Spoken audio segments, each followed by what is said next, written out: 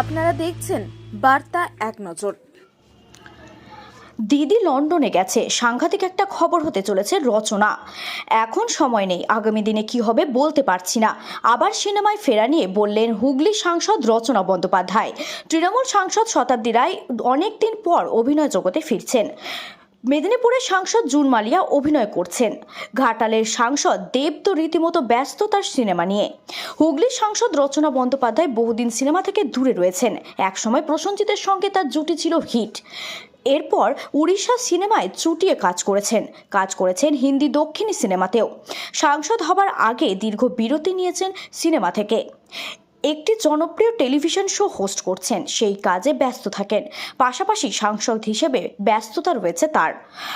আজ পোলবার পাউনানে একটি রক্তদান শিবিরে যোগ দিতে এসে রচনা বন্দ্যোপাধ্যায় আবার সিনেমায় ফেরা নিয়ে বললেন, এখন সময় নেই, তবে আগামী দিনে কি হবে সেটা বলতে পারবো না। বিগত কয়েকদিন ধরে বিজেপি হিন্দুত্বের প্রচারের সম্বন্ধে রচনা বলেন, আমরা বলি মানুষ সবার ওপরে সত্য, তার উপরে আর কিছু নেই। রক্তের কোনো ধর্ম হয় না। রক্তদান শিবিরে যারা রক্ত দিচ্ছে তাদের কি ধর্ম দেখা যাচ্ছে? বিজেপির কাছে কোনোদিনই কোনো ইস্যু ছিল না, এখনও নেই, আগামী দিনেও থাকবে না। মুখ্যমন্ত্রী মমতা বন্দ্যোপাধ্যায় লন্ডন গেছেন, সেই প্রসঙ্গে বলেন, দিদি যখন গেছেন তখন সাংঘাতিক একটা কিছু খবর হতে চলেছে। ফিঙ্গার্স ক্রসড, আমার পজিটিভ জিনিসও বিশ্বাস করি। দিদি লন্ডনে গেছেন, সাংঘাতিক একটা খবর হতে চলেছে রচনা। মুখ্যমন্ত্রী মমতা বন্দ্যোপাধ্যায় লন্ডনে গেছেন, সেই প্রসঙ্গে বলেন, দিদি গেছেন যখন তখন সাংঘাতিক কিছু একটা খবর হতে চলেছে। হুগলি থেকে রাজেশ দেবনাথের রিপোর্ট, বার্তা এক নজর। এবং আপনারা যারা আজকে এখানে উপস্থিত হয়েছেন আপনাদের সবাইকে অভিনন্দন এবং প্রণাম জানাচ্ছি।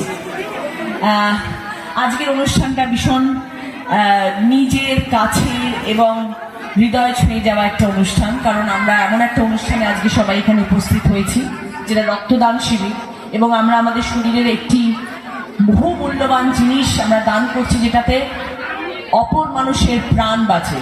এর থেকে বড় ভালো সমাজ সেবা আমার মনে হয় না আর কিছু হতে পারে বলে, যেখানে আমরা রক্তদান করছি।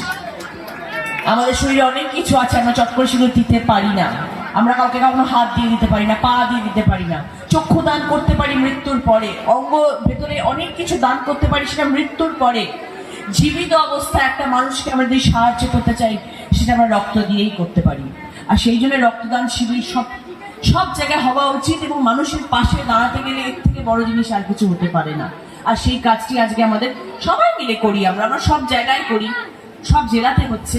আজকে সেটা রঞ্জনদা করছেন, সেই জন্য রঞ্জনদাকে অসংখ্য ধন্যবাদ। কিন্তু আমরা ভুলে গেছি, সবাই আমরা উত্তীয় পড়েছি, সবাই আমরা ফুল নিলাম, কিন্তু রঞ্জনদাকে কেউ দিলেন না। কিন্তু না উত্তীয় পড়ানো হলো, না ফুল বালা দেওয়া হলো। সেটা আমি করে দিই তাহলে ওনাকে। এবার কোথায় কোথায় রঞ্জনদা, আপনি কোথায় কোথায় কোথাও হয়ে চলে গেলেন? কোথায় আপনি আসুন। আপনাকে তো কেউ এখনো পড়ালো না, আমি আপনাকে পড়াই। আসুন,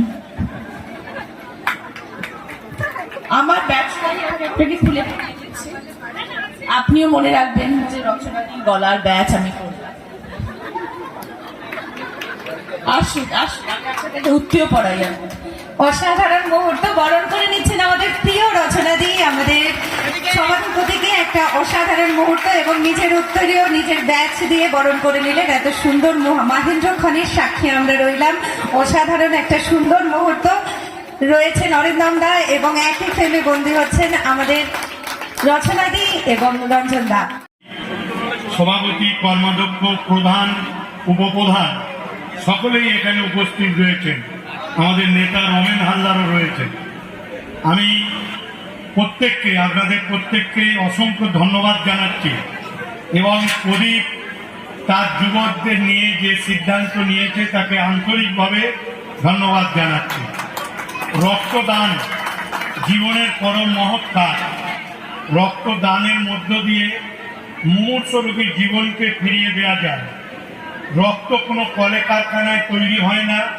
চিকিৎসা বিজ্ঞান এখনো রক্ত আবিষ্কার করতে পারেনি। রক্তকে বেশি দিন সংরক্ষিত করে রাখা যায় না, তাই মানুষের চাহিদার রক্ত মানুষের শরীর থেকে পূরণ করতে হয়।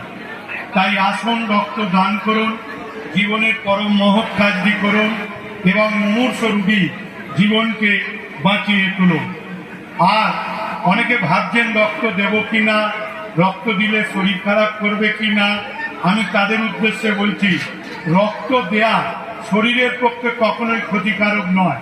চিকিৎসা বিজ্ঞান বলছেন রক্ত দেওয়ার পর আমাদের শরীরে নতুন করে রক্ত কণিকা তৈরি হয়, যে রক্ত কণিকা আমাদের শরীরের রোগ প্রতিষেধক ক্ষমতা বাড়িয়ে দেয়। তাই রক্ত দানের মধ্য দিয়ে যেমন মুমূর্ষ রোগীর জীবনকে ফিরিয়ে দেওয়া যায়, আবার রক্ত দানের মধ্য দিয়ে নিজের শরীরকেও সুস্থ রাখা যায়। চিকিৎসা বিজ্ঞান বলছেন একজন প্রাপ্তবয়স্ক পুরুষের ক্ষেত্রে প্রতি কেজিতে 76 মিলিলিটার রক্তের প্রয়োজন, আর একজন প্রাপ্তবয়স্ক মহিলাদের ক্ষেত্রে প্রতি কেজিতে 66 মিলিলিটার রক্তের প্রয়োজন। এছাড়াও আমাদের শরীরে উদ্বৃত্ত রক্ত থাকে, এই উদ্বৃত্ত রক্ত মানুষের জন্য দান করলে কখনোই শরীর খারাপ হয় না। চিকিৎসা বিজ্ঞান বলছেন একজন